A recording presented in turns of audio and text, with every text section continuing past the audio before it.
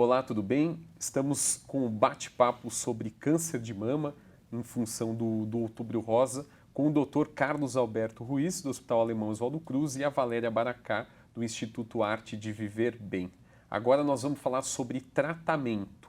Bom, primeiro ponto, né, doutor, a gente já conversou aqui sobre diagnóstico precoce, que ele é fundamental, né? Gostaria que o senhor explicasse um pouco para os nossos espectadores e para as nossas espectadoras como funciona aquela questão do estadiamento, que é você mapear o estágio que a doença está para depois definir que tratamento você vai escolher. Claro.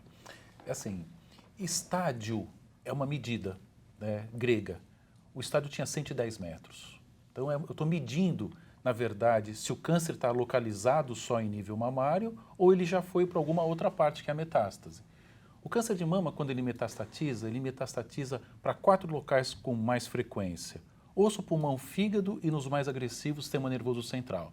Então, a gente sempre pede, nos cânceres que não forem diagnosticados inicialmente, porque se ele for inicialmente, eu não preciso nem fazer isso, porque o risco dele ter escapado é muito pequeno, e aí é mais uma vantagem de você fazer o diagnóstico precoce. Mas quando nós chamamos de localmente avançado, né, que ele já tem mais de 3, 4, 5 centímetros com linfonodo palpável, se ele chegou no linfonodo, ele pode ter ido para outros locais. Então a gente pede um raio-x de tórax, uma tomografia de tórax para ver o pulmão, um raio-x, uma tomografia de abdômen para ver o fígado, um ultrassom hepático, um mapeamento ósseo e, eventualmente, uma tomografia de sistema nervoso central para a gente ver se tem alguma coisa que chame a atenção em nível central também. Então, estadiar é medir.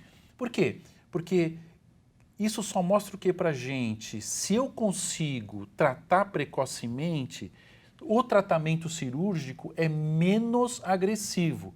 Hoje a gente tira muito menos mamas que tirávamos antigamente, né? Então, se eu chego com um diagnóstico de uma paciente com uma mama de médio volume, com tumor de 2, 3 centímetros, eu tiro só o quadrante dessa paciente e tiro um linfonodo.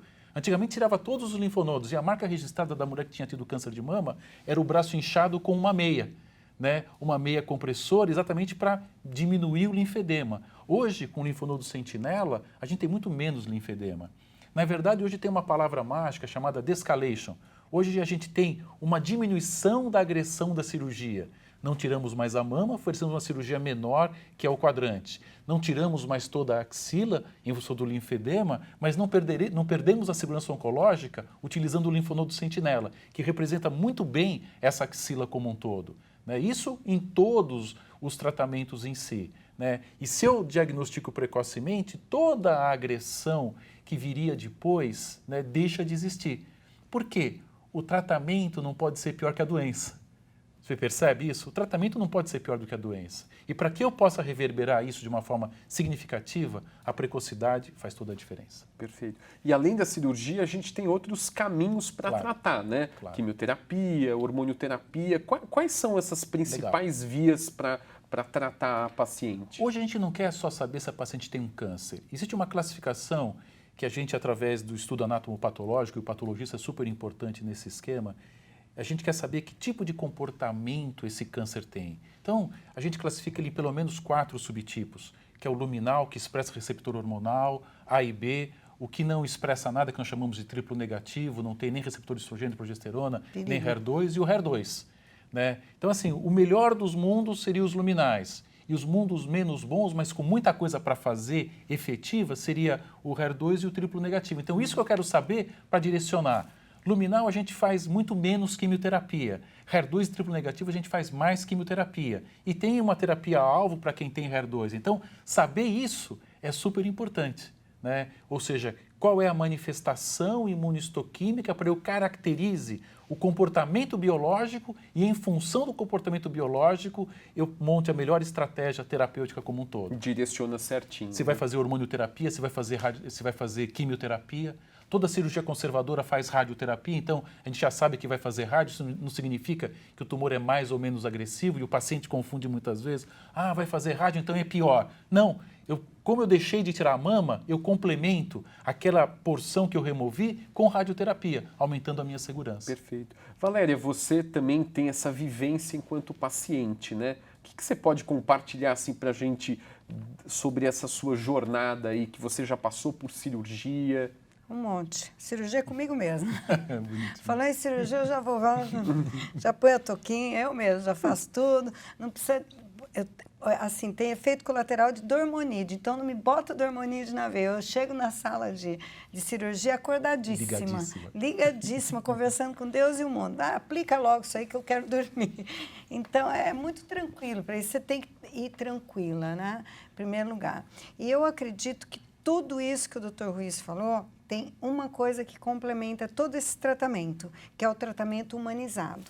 Sem esse tratamento humanizado, essa mulher pode ainda morrer, entendeu? Porque ela pode morrer de depressão mesmo, que eu já vi casos.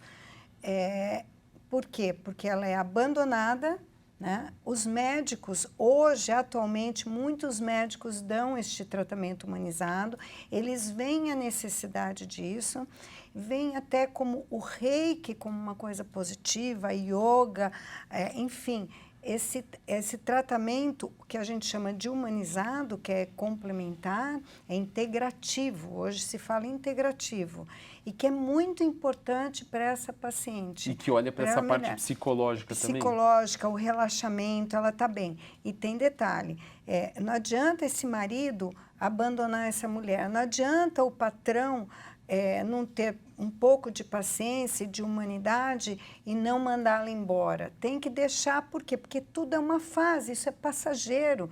Todos os sintomas que ela tem vão embora com o tempo. E, além do que, muitas são abandonadas pela própria família, que não dá apoio. Muitos familiares não dão apoio, não ajudam. E essa mulher entra em depressão, porque ela se vê isolada do mundo. Então, o médico, né, a equipe médica dá o melhor tratamento do mundo e daí a família, o mercado de trabalho e os amigos a isolam.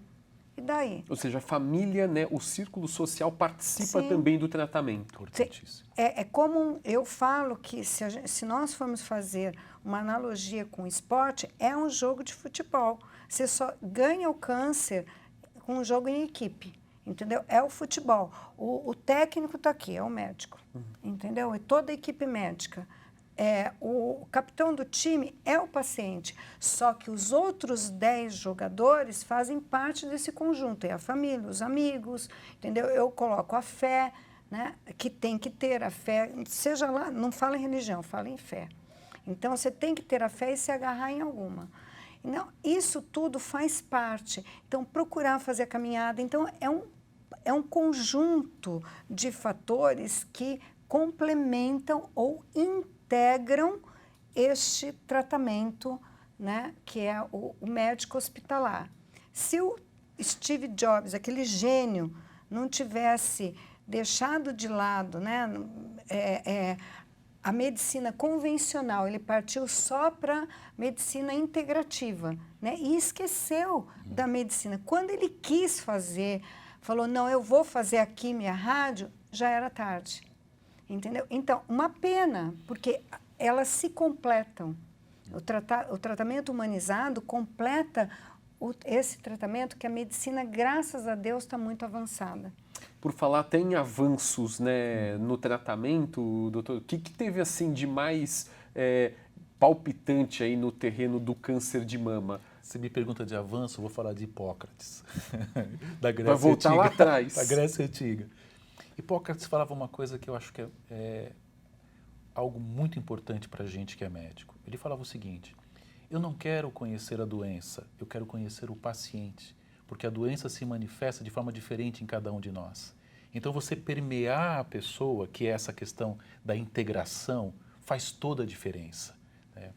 Hoje, a gente percebe nitidamente que os avanços mais importantes acontecem com as cirurgias menores, com novas drogas, né, que estão entrando no mercado também, aumentando, na verdade, o número de alternativas que a gente tem para oferecer para o paciente como um todo.